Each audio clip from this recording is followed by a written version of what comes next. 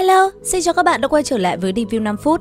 Ở cuối tập trước, sau khi giải quyết xong một vài vướng bận ở quê nhà, Hàn Lập quyết định trở về Lạc Vân Tông. Trên đường đi, lúc qua Lam Châu, hắn liền tạt vào Giang Nguyên Thành xem xét tình hình cũ. Thế nhưng, nơi này cũng là cảnh còn người mất, Tôn Nhị Cẩu hay Ngũ Sắc Bôn đều đã bay màu, thay vào đó là một thế lực mới. Vì vậy, không nán lại lâu, Hàn Lập tiếp tục lên đường, trong lòng không còn vương vấn gì nữa.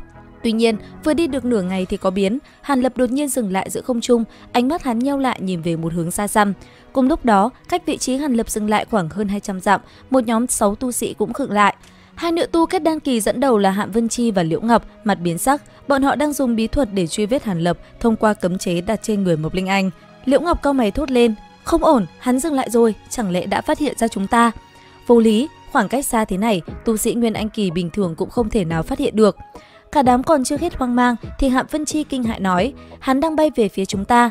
Nghe vậy, tất cả lập tức tá hỏa, phát hiện tốc độ của đối phương nhanh một cách kinh người. Hạm Vân Chi chắc chắn đây là một lão quái Nguyên Anh kỳ, chính vì thế nàng lập tức ra lệnh, chạy mau, đến phân đàn Quỷ Linh Môn gần đây cầu cứu. Lời vừa dứt, 6 người lập tức hợp lực thi triển Linh Hợp Quyết, rồi hóa thành một đạo hoàng quang xé gió lao đi.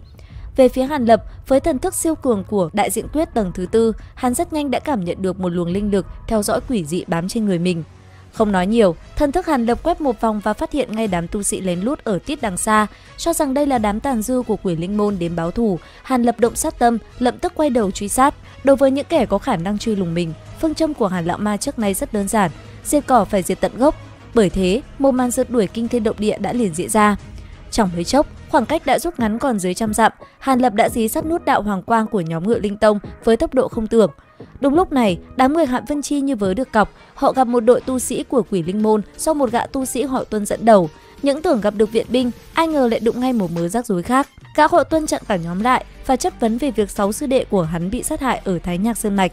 Nghe vậy, Liễu Ngọc vội giải thích rằng bọn họ không đến đó, nhưng nàng biết kẻ đã ở đó chính là người đang truy đuổi bọn họ. Lúc này, gã tu sĩ họ Tuân cũng bán tín bán nghi nên đã yêu cầu cả nhóm ở lại để đối chất ba mặt một lời. Ngay lúc đôi bên đang giằng co, một áp lực thần thức kinh khủng mang theo uy áp lạnh thấu xương từ trên trời giáng xuống. Khỏi cần nói cũng biết, lão quái Nguyên Anh kỳ đã đuổi tới nơi.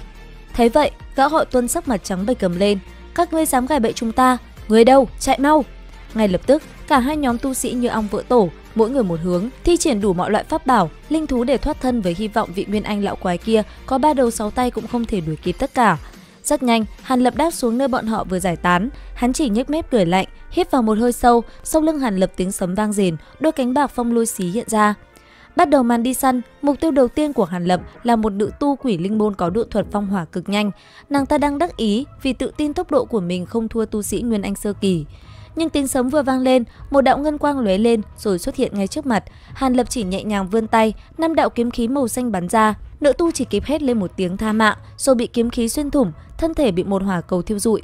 Đồ đạc của nàng ta cũng được thu gọn ngay sau đó. Tiếp theo, Hàn Lập thả ra vô số phệ kim trùng, đám trùng tử này lập tức hợp lại thành 10 mấy thanh phi kiếm tam sắc, tự động chia ra truy sát các tu sĩ trúc cơ kỳ yếu nhất. Lúc này, gã tu sĩ họ Tuân còn đang mải suy đoán xem mình bị vạ lây thế nào thì bất ngờ tiếng sấm vang lên bên tai, một thanh cự kiếm màu xanh lóe lên, tên gia hỏa này liền bay màu trong một nốt nhạc. Trong lúc đó, Hạm Vân Chi đang cưỡi linh cầm bỏ chạy thì nhìn vào chiếc đĩa ngọc giò sinh mệnh trong tay, nàng kinh hoàng chứng kiến các điểm sáng đại diện cho đồng môn lần lượt vụt tắt. 4 đệ tử trúc cơ kỳ gần như hẹo cùng một lúc, nàng biết mình đã quá coi thường đối thủ, không chần chừ, nàng cắn răng thi triển bí thuật tổn hao nguyên khí, tăng tốc độ linh cầm lên gấp rưỡi. Nhưng tất cả đã quá muộn, tiếng sấm vang lên, một bóng người hai cánh xuất hiện chặn đường. Khoảnh khắc này đây, Hạm Vân Chi đã tuyệt vọng, nàng chỉ có thể nhắm mắt buông xuôi. Thế nhưng tích tắc sau, một giọng nói kinh ngạc vang lên. Ồ, là cô! Hạm Vân Chi ngạc nhiên mở mắt, đòn tấn công đã dừng lại, nhưng ngay sau đó, bóng người kia lại lóe lên, xuất hiện sau lưng và đánh ngất nàng. Khi tỉnh lại, Hạm Vân Chi thấy mình đang ở trên một ngọn núi hoang, linh cầm nằm bên cạnh, cả hai đều an toàn, toàn bộ đồ đạc, pháp bảo trên người không hề mất mát. Nàng hoàn toàn hoang mang, rốt cuộc gã tu sĩ Nguyên Anh kỳ đó là ai, tại sao lại nhận ra và tha cho nàng? Cùng lúc đó, ở một nơi xa, Hàn Lập đang ôm một nữ tử trẻ tuổi khác, thân hình hóa thành một đạo cầu vồng bay về hướng Lạc Vân Tông. Các bạn có đoán ra nữ tử này là ai không? Comment ý kiến dưới phần bình luận cho mình biết với nhé. Đến đây thì cũng hết tập 164 Phàm Nhân Tu Tiên. Xin chào và hẹn gặp lại các bạn ở những video tiếp theo.